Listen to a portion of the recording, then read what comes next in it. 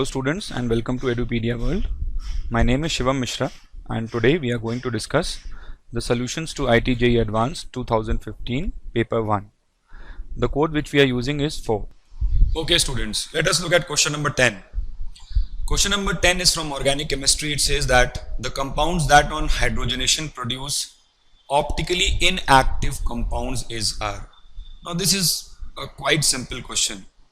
See, what will happen in hydrogenation is that a C double bond C on addition of hydrogen will be converted into C sigma bond and two hydrogen atoms will be attached.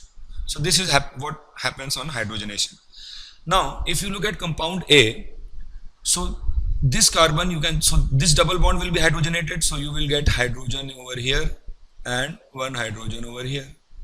Now you can see that after hydrogenation, this carbon will remain a chiral carbon. Why? Because it has four different groups. One of them is H, one is Br, other is CH3 methyl, and the other one is CH2, CH2, CH3. So that is N-propyl. Okay. So there are four different groups attached to this carbon. And if there are four different groups, it will be optically active. It will be a chiral carbon and it will be optically active. So I have to select inactive. So A is not going to be my answer. Let me have a look at B.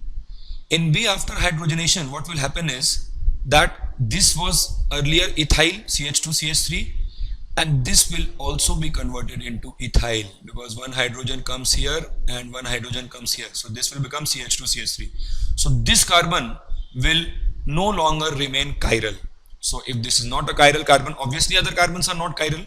So if there is no chiral carbon, this compound will be optically inactive. So B is my answer. By similar logic, you can see that in case of D also there is CH2CH3 and this will also be get converted into CH2CH3. So ethyl and ethyl, two same groups. So this carbon is not chiral anymore. So obviously this will be inactive. D will also be my answer. And if I come to C, in case of C, what will happen is that this is a methyl and this group will be CH3, CH2, CH3, that is a isopropyl group. So there are two different groups and two different groups. So this carbon will remain chiral. All four are different groups. So this will remain chiral and this will be optically active. So this won't be my answer. So then the correct answers are B and D. Thank you.